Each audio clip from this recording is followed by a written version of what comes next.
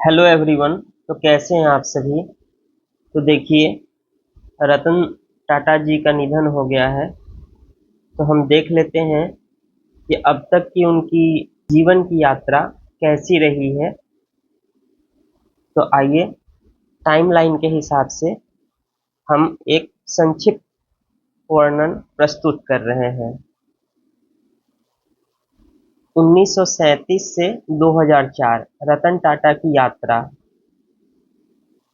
रतन टाटा का बुधवार देर रात मुंबई में 86 वर्ष की आयु में निधन हो गया। टाटा सन्स के मानद चेयरमैन और भारतीय उद्योग जगत के दिग्गज रतन टाटा का बुधवार देर रात मुंबई के ब्रीच कैंडी अस्पताल में निधन हो गया। वह 86 वर्ष के थे। उनका जन्म 1937 में हुआ था। वे प्रसिद्ध उद्योगपति जे.आर.डी. टाटा के भतीजे थे।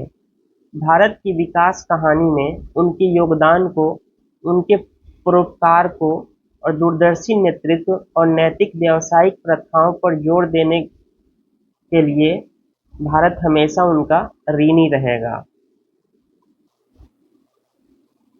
रतन टाटा के जीवन और समय का एक संक्षिप्त विवरण मैं प्रस्तुत कर रहा हूँ।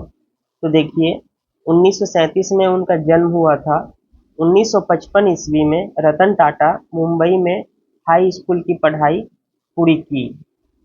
1962 ईस्वी में उन्होंने न्यूयॉर्क के इथाका में कॉर्नेल विश्वविद्यालय से आर्किटेक्ट वास्तुकला में स्नातक की डिग्री हासिल की और प्रशिक्षक के रूप में टाटा समूह में शामिल होने से पहले जोन्स एवं एमोन्स की वास्तुकला फर्म में कुछ समय तक काम किया।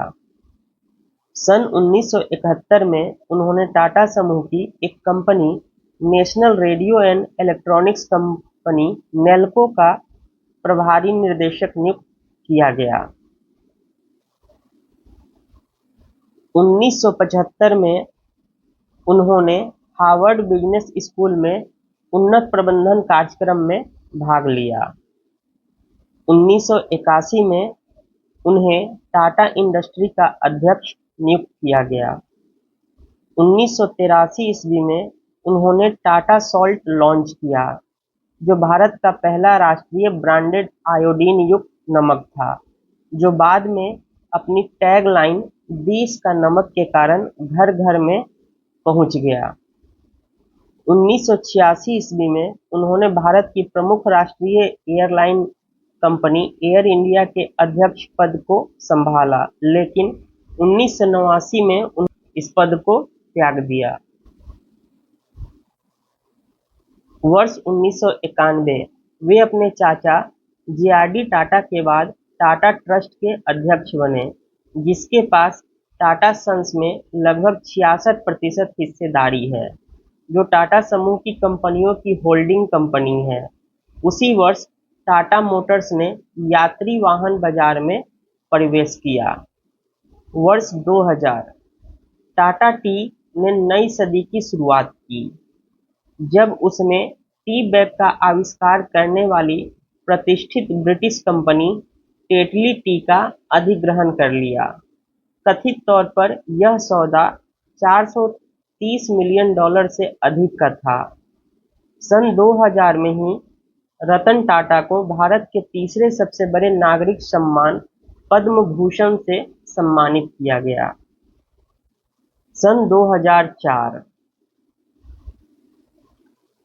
2004 में टाटा मोटर्स ने दक्षिण कोरियाई वाहन निर्माता कंपनी देवू मोटर्स के ट्रक विनिर्माण प्रभाग को $102 मिलियन में खरीदकर अपनी वैश्विक उपस्थिति को मजबूत किया।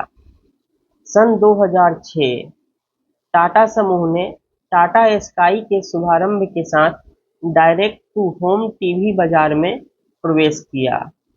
सन 2007 टाटा स्टील ने $11.3 बिलियन के ऐतिहासिक सौदे में एंग्लो डच स्टील दिग्गज कोरस ग्रुप का अधिग्रहण किया।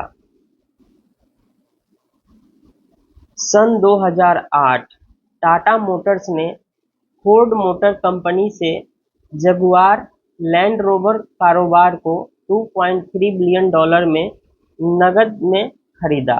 उसी वर्ष बाद में मुंबई में हुए आतंकवादी हमले के बाद रतन टाटा ने पीड़ितों और प्रभावित परिवारों की सहायता के लिए ताज पब्लिक सर्विस वेलफेयर ट्रस्ट की स्थापना की। उन्होंने कर्नेल विश्वविद्यालय में $25 मिलियन की बंदोबस्ती के साथ टाटा छात्रवृत्ति की भी स्थापना की, जो भारत के 20 छात्रों की ट्यूशन फी और वार्षिक खर्च को कवर करती है। उसी वर्ष उन्होंने देश के दूसरे सबसे बड़े नागरिक पुरस्कार पद्म विभूषण से सम्मानित किया गया। सन 2009 मार्च 2009 में टाटा मोटर्स ने नैनो लॉन्च किया, जिसे इसकी कीमत के कारण लखटकिया कार कहा जाता था, क्योंकि इसकी कीमत 1 लाख रुपए निर्धारित की गई थी। सन 2010 टाटा समूह की कंपनियों और चैरिटी संस्थाओं ने हार्वर्ड बिजनेस स्कूल में एक कार्यकारी केंद्र के निर्माण के लिए $50 मिलियन का दान दिया। सन 2012 75 वर्ष की आयु पूरी होने पर रतन टाटा ने टाटा सन्स के अध्यक्ष पद से इस्तीफा दे दिया और उनके बाद पोलोंजी मिस्त्री समूह के साइरस मिस्त्री को टाटा सन्स का अध्यक्ष चुना गया। सन 2016 पोलोंजी मिस्त्री समूह के साइरस मिस्त्री को टाटा सन्स के चेयरमैन पद से हटाए जाने के बाद उन्होंने कुछ समय के लिए अंतरिम चेयरमैन का पद संभाला। उसी वर्ष वे R&T कैपिटल एडवाइजर्स का हिस्सा बन गए, जिसने अन्य फर्मों के अलावा ओला, कल्ट फीट और लेंसकार्ट में निवेश किया। सन 2022 अप्रैल 2022 रतन टाटा ने असम के डिब्रूगढ़ में अपना अंतिम सार्वजनिक भाषण दिया। दक्षिण एशिया के सबसे बड़े किफायती कैंसर देखभाल अस्पतालों, असम सरकार और टाटा ट्रस्ट का एक संयुक्त उद्यम है, कैंसर देखभाल अस्पताल के नेटवर्क के शुभारंभ के अवसर पर अपने भाषण में टाटा ने कहा कि उन्हें अपने अंतिम वर्ष स्वास्थ्य की देखभाल के लिए समर्पित करना है। तो देखिए, इस टाइमलाइन के हिसाब से हमने रतन टाटा जी की जीवनी को जाना। हमारी तरफ से भी उन्हें भावभीनी श्रद्धांजलि है और नमन है। मिलते हैं नेक्स्ट क्लास में। धन्यवाद।